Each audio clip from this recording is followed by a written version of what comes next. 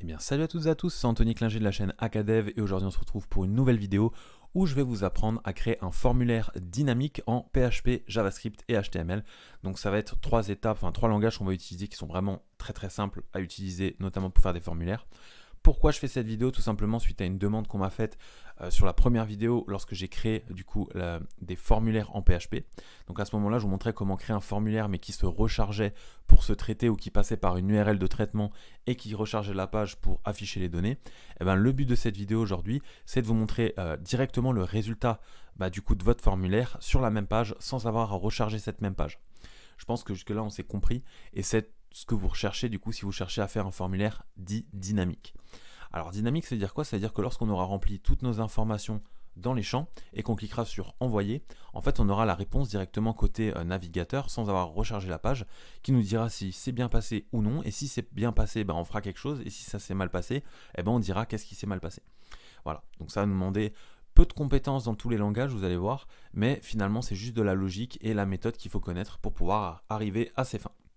Alors, petit préalable avant de commencer cette vidéo, vous allez avoir besoin de plusieurs choses. Évidemment d'un éditeur de code, ça va de soi.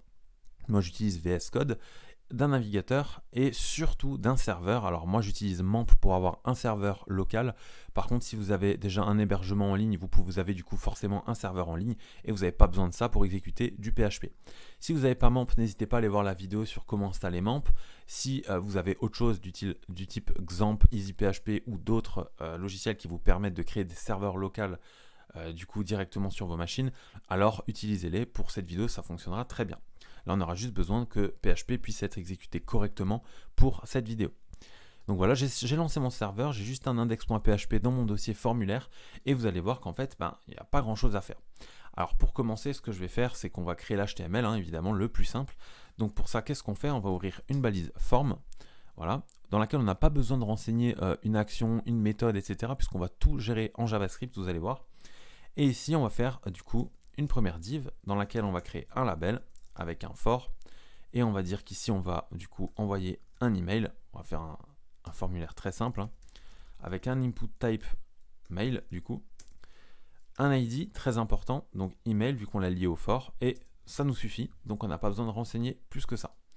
Maintenant ce qu'on va faire, c'est qu'on va copier-coller la même pour avoir un password. Voilà, on le met partout. Alors évidemment, et je le répète comme dans chaque vidéo, je ne vais pas faire un énorme style, on va dire, sur le formulaire. Vous le voyez, c'est pas très beau du tout. Je vais juste faire un style léger, on va dire, mais juste pour que ce soit visible. Le reste, pour le web design, ça, je ferai d'autres vidéos sur comment créer des beaux formulaires, par exemple. Si ça vous intéresse, n'hésitez pas à le demander en commentaire et je ferai des vidéos là-dessus. Je lis beaucoup vos commentaires et j'y réponds dans la majorité du temps dans la journée. Quand c'est pas le cas, j'essaie de faire au plus rapide. Et donc là, on va créer un bouton et on va marquer envoyer. Ok, je rafraîchis. Voilà, donc comme j'ai dit, on va juste mettre sur le body un petit peu de padding, genre 20 pixels. Voilà. Et sur les divs, du coup, form div, on va leur mettre un margin bottom de 10 pixels. Voilà. Voilà. On enregistre et là, on a quelque chose de plus ou moins correct. Bon, alors j'en conviens, c'est pas beau du tout, mais ce qu'on va voir aujourd'hui, c'est surtout le technique, donc pour arriver à nos fins d'un point de vue dynamique. Ok, maintenant qu'on a fait ça, qu'est-ce qu'on va faire? Eh bien, déjà, il faut savoir une chose, et ça je l'ai déjà dit dans l'autre vidéo, c'est que lorsqu'on veut ne pas recharger la page, en fait, il va falloir faire très attention à ce qu'on a mis dans notre formulaire.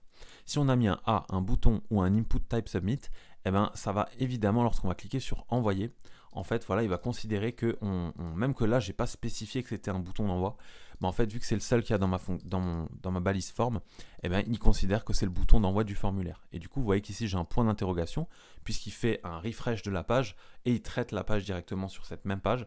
Donc du coup, c'est vraiment pas ce qu'on veut pour cette vidéo. Nous, au contraire, lorsqu'on clique sur envoyer, on veut pas du tout que ça recharge la page. Donc première chose à faire, ça va être de créer une fonction. Donc là, on va ouvrir deux balises script. Voilà. Et moi, je vais écrire ma première fonction que je vais appeler send. Voilà, donc moi, je fais une fonction fléchée. Mais vous pouvez très bien, et ça, je le répète à chaque fois, créer la fonction de ce type-là si vous êtes plus à l'aise. Moi, je dis juste que je préfère cette typologie-là, notamment pour les arguments, etc. C'est plus propre, je trouve, mais ça ne change strictement rien, du coup, à la fonctionnalité de votre code. Alors, je vais là-dedans, et maintenant, qu'est-ce qu'on va faire pour déjà, dans un premier lieu, enlever ce rechargement de page.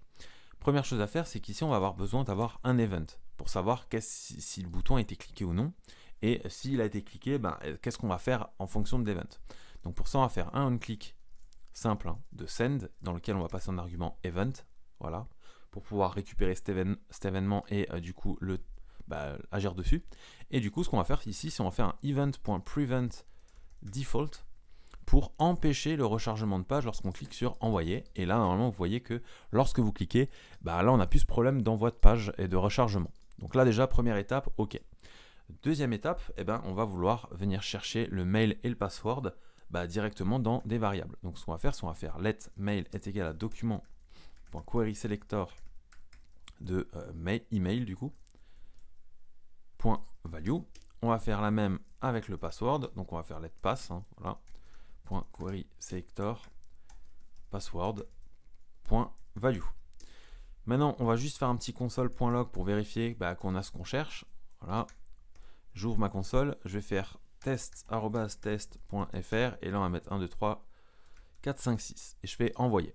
Si tout fonctionne bien, ici vous voyez que j'ai mes deux variables qui sont bien affichées dans ma console, donc jusque là tout va bien et on n'a pas de problème. Alors évidemment, là c'est encore une fois, je ne vais pas faire un laïus sur la sécurité, même si je pourrais faire des vidéos là-dessus, j'en ai déjà fait notamment sur tout ce qui est tokenisation ou encryptage, etc. de données.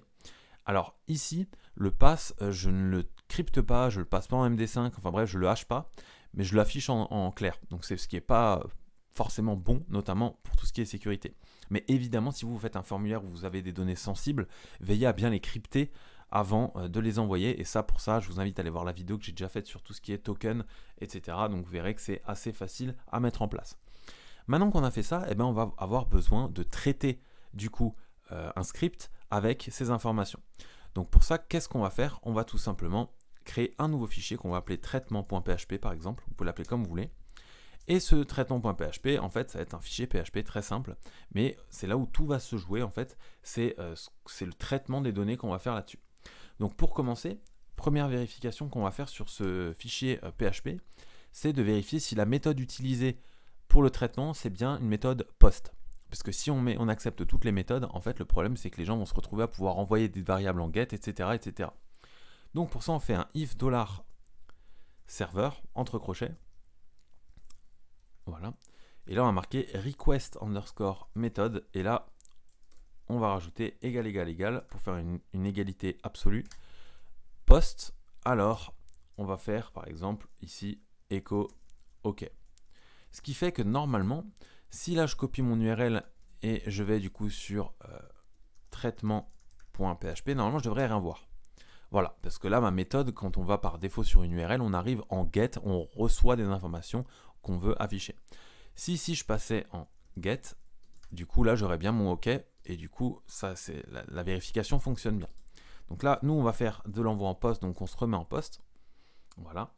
Et maintenant, ce qu'on va faire, c'est créer du coup notre envoi directement ici vers notre traitement.php pour derrière pouvoir faire ce qu'on veut avec les variables, c'est-à-dire envoyer en base de données, faire des vérifications, je sais pas moi, insérer dans une table, etc., etc.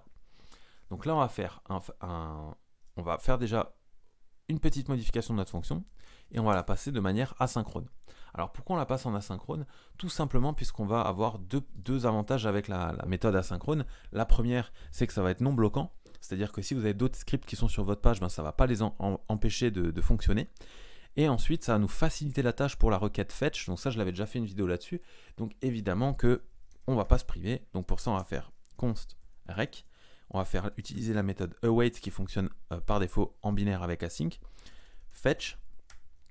Ici, on va passer notre URL de traitement. Donc moi, c'est à la même racine. Donc j'ai juste à mettre traitement.php. On va mettre une virgule et ouvrir des accolades. Et là, on va transmettre des informations pour spécifier qu'on va faire du post. Donc pour ça, on commence avec la méthode de point post. Ensuite, le body. Alors le body, c'est quoi en requête post? C'est tout simplement les variables qu'on va lui passer en json.stringify. Voilà. On ouvre, on crée un objet et là, on va lui passer mail comme ça et passe comme ça. Voilà. Une fois qu'on a terminé ça, voilà, on a terminé le body. On va rajouter juste les headers. Donc là, vous pouvez ajouter plein de choses. Hein. Si par exemple, vous communiquez avec une API, vous pouvez envoyer des données spécifiques. Nous, tout ce qu'on va renseigner ici, c'est qu'on va vouloir envoyer du coup de l'application /JSON. C'est-à-dire qu'on envoie du JSON sur notre traitement.php et du coup, lui, il devra le traiter tel quel. Et vous allez voir que ça a une importance capitale qui est que si il y a deux possibilités d'envoyer des informations en poste. La première, c'est directement les datas via le formulaire encoded. Et la deuxième, c'est d'envoyer via du coup du JSON. Là, en JavaScript, c'est ce qu'on a tendance à utiliser en général. Et du coup, vous allez voir que la méthode pour récupérer est un peu différente que juste un $post. Je vais vous montrer ça tout de suite après. Donc là, on fait const res, du coup, notre response. Et du coup, on va faire await rec.json. Et là, on va par exemple faire un console.log de res. Voilà. L'avantage de ça, c'est que du coup, si nous, on renvoie ici du JSON, et ben normalement, on pourra, dans notre console.log, voir ce qu'on a renvoyé. Dans un premier temps, avant de faire quoi que ce soit, ce que je vous conseille de faire pour vérifier que tout fonctionne bien, c'est que vous allez créer, par exemple, un nouveau tableau. Donc pour ça, vous allez faire array. Voilà. Vous allez l'ouvrir, vous allez faire message, par exemple, et là, vous allez marquer OK. Et enfin, vous allez faire echo JSON encode de $a. Et ça vous permet du coup d'en renvoyer un tableau JSON. Voilà, en l'encodant, à la base il est en PHP, on l'encode, il devient du JSON, et de vérifier que tout fonctionne bien. Donc ce qu'on va faire, on va retourner sur notre formulaire. Voilà. On va faire test.test.fr. Je vais faire 1, 2, 3, 4, 5, 6, envoyer. Et là, normalement, voilà, vous voyez que dans la console, j'ai bien message OK qui apparaît. Donc ça veut dire que on reçoit bien les datas de traitement.php. Et le gros avantage, vous voyez ici, c'est que la page ne se recharge pas et que si je change moi directement, ici je mets OK2 par exemple, quand je clique, j'ai bien OK2. Donc là, gros avantage, c'est que c'est déjà dynamique. Alors, on va laisser ça de côté pour l'instant, on va passer juste au-dessus. Et qu'est-ce qu'on va faire? On va vouloir récupérer nos données qu'on a envoyées en JavaScript, évidemment. Donc pour ça, comment on va fonctionner? On va faire une nouvelle variable, JSON data, vous pouvez l'appeler. On va faire un file get contents et là on va faire php input. Et ça peut-être que vous l'avez jamais vu. Et c'est ce que je vous parlais avant, suivant la méthode que vous allez utiliser d'envoi. Si vous envoyez du JSON et que vous devez récupérer du JSON, vous devez utiliser cette requête-là, file get contents sur du coup le input. Alors ça vous permet de réceptionner toutes les datas que vous allez envoyer côté client vers le côté serveur. Par contre, si vous utilisez la méthode des formulaires encodés, là, vous avez juste à faire $post et le nom de votre variable. Je pense que vous avez compris. Maintenant, on va faire du coup un $data, par exemple. Et ce $data, ça va être quoi? Ça va être tout simplement un JSON décode, cette fois-ci, de JSON data, true. Alors, pourquoi on met true? Tout simplement pour pouvoir réutiliser le nom des variables tel qu'on les a envoyées pour les afficher. Voilà. Une fois qu'on a fait ça, ici on récupère bien notre JSON et là on l'affiche. Donc là on décode du JSON. Voilà, donc là ça devient un tableau PHP. Mais disons que si ici je fais JSON data par exemple et je l'affiche là, voilà, et là que je change ça, je mets réponse par exemple, et bien ici, lorsque je vais faire test.fr et 1, 2, 3, 4, 5, 6, envoyer, et bien là on va voir le mail et le mot de passe. Donc là on va pouvoir traiter déjà. Donc ça c'est le gros avantage. Maintenant, évidemment, une fois qu'on est là, nous, en fait, on peut traiter les datas telles quelles, c'est-à-dire qu'on va faire $mail est égal à $data de mail et $pass est égal à $data de pass. Voilà, et à partir de là, vous allez pouvoir faire ce que vous voulez, c'est-à-dire si vous avez une base de données, vous voulez envoyer des données, vous le faites. Si vous avez d'autres choses à faire avec, envoyer un mail par exemple, vous pouvez le faire sans aucun souci. Donc voilà comment ça fonctionne. Maintenant, je vais juste aller un tout petit peu plus loin pour vous montrer, du coup, côté client, comment réceptionner tout ça. Donc imaginons que là, on va vérifier si les deux sont remplis ou non. On va faire if isset $mail and isset $pass, c'est-à-dire que les deux ont été remplis. Alors notre tableau de réponse, voilà, on va répondre true, comme ceci. Sinon, donc else, et là, on va lui passer false.